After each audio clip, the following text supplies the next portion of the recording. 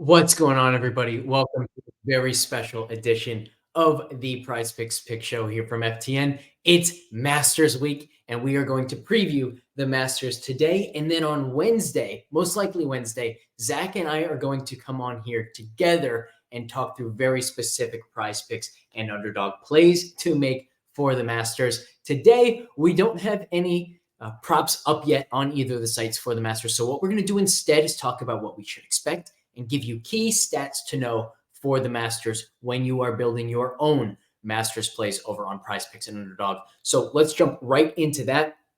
And where we will start is we're going to go through the types of plays that PrizePicks usually give us for PGA. And that starts with birdies per round. So typically it'll be like, how many birdies or better is this player going to make today? It's all pretty much just one round to maybe give you like holes played. So basically you're just picking which guy's going to make the cut or not make the cut. We're going to focus on single day picks here. And so it's birdies or better per round, pars or better per round, which is basically just how many bogeys or worse per round is a player going to make. Fairways hit in a round, and greens in regulation hit in a round. And then also some strokes you can take, like under, over, Scotty Scheffler to shoot 69.5, things like that. So key stats to know for the Masters.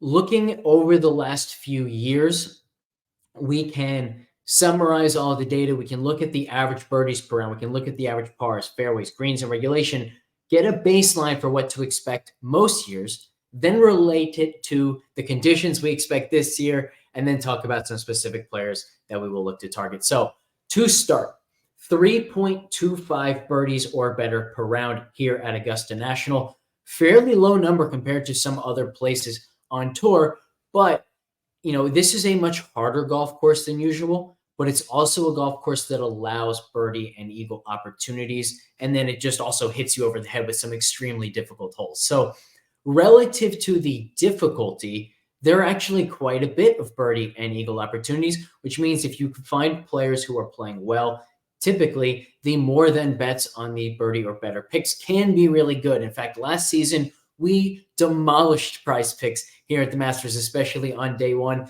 They gave us like more or less than 2.5 birdies or better for some players. There were 3.0s, there were 3.5s that we attacked and made a killing on Thursday. Hopefully we get something similar this year, but my guess is we'll see 3.5 as the most common projection for players. We'll see some 4.0s, 4.5s. We might even see like a 5.5 number or 6.0 on Scotty Scheffler, given how much better he has been than everybody else in the world.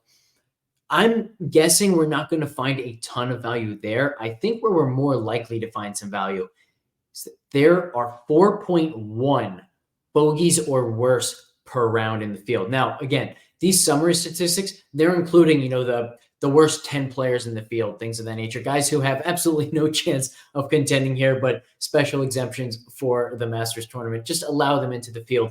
So 4.1 is not the baseline we should be working with, but maybe 3.5, something like that. If we can get a number in that range for some of these players, now we're talking. So we should expect plenty of bogeys, double bogeys, even worse from players, particularly because I think that it's going to play a little bit more difficult out of the gate this season, given the reports that the greens are like trampolines right now. They're just so firm. Conditions could be fantastic. Also, it looks like we're going to get a ton of wind, gusts up to 40 miles per hour, it looks like on Thursday and Friday there in Augusta. So my guess, and actually because of that, maybe we do see some 2.5 birdie or better numbers, in which case I would really like some of those. We'll look into wind direction because I think that's going to play a big part, right? A guy could shoot 4 over, but if 3 of the par 5s are downwind, those are 3 great birdie opportunities. So we're going to look at all of that stuff. And again, Wednesday, we'll be talking very specific plays. Right now, we're just talking, this is what we should be on the lookout for, and just providing some statistical baselines to the picks that you maybe want to build as soon as picks come out. I'm guessing they'll come out tomorrow, or projections come out tomorrow over on Underdog and PrizePicks for the Masters. Fairways, 9.5 per round, one of the highest numbers we see on tour all season.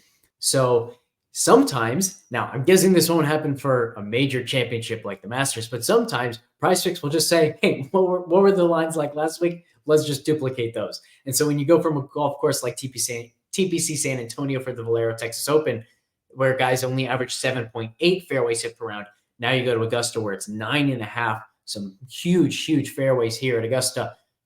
Maybe there's room for value there. But again, the wind might throw a wrench into that one as well. Greens in regulation, 11.0 here. That's more in line with the tour average. Some big greens, tons of undulation here. So with the wind, with firmer greens, I will definitely be looking to take less thans on greens in regulation, assuming PrizePicks and Underdog don't react fully to the forecast and to the expected conditions. So again, I said 11.0 is the average greens in regulation hit here. Maybe PrizePicks comes out and says, okay, well, we're going to give the standard at 9.5, something like that. Now it might be a little bit tougher to take a lot of less than plays. But man, if they're only going down to 10, 10.5, it's going to be hammering some less thans there.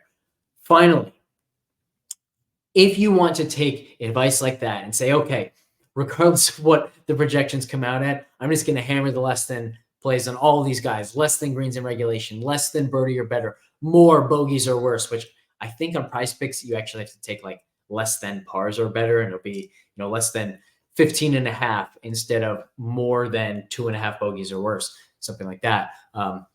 If you try to just bet against players and bet on conditions being really difficult, PrizePicks is going to slash your odds. Underdog will do the same thing. So you have to be very clever about the way you quote unquote correlate and try to bet on specific circumstances, specific scoring conditions. There are ways to do it really well. There are also ways to do it where you're just doing exactly what PrizePicks wants you to do. So please tune in to Wednesday's show. You can also go into the FTN Daily Pick'em channel. We're going to give out a ton of really good information and some really strong plays on Wednesday's show. But we're also going to give out plenty of those, maybe even ahead of time in the Pick'em Discord once these projections come out on PrizePicks and Underdog. So we will see you then, whether it's on Wednesday's show or in the Discord or both. The answer should be both. But man, it's Masters week, right? Like this just can't get more fun, and yet it can, because this year we can play PrizePicks and Underdog like never before. Hopefully they'll even give us some additional unique offerings, like at the Genesis, for example, we had, more or less than 4.5 strokes on the 17th hole. So maybe we'll see something like that on the famous 13th par 5 or the famous 15th par 5. Things of that nature. Maybe it'll be like 3.5 on the most famous hole in potentially all of golf, the 12th hole par 3 at Augusta National. They can give us so much. Who knows what they're going to give us? The more they go off the board, by the way, the more unique the offerings become, the harder it is for PrizePicks to price it all correctly, which to us means value to be had. So again, Wednesday's show is going to be an absolute blast. Mark your calendars. Make sure you are ready to watch it with us. If we get enough interest, maybe we'll even go live with that show. Not sure what the exact plan will be, but Wednesday's show is going to be a blast. We will see you then, and we will see you in the Discord. Catch you next time.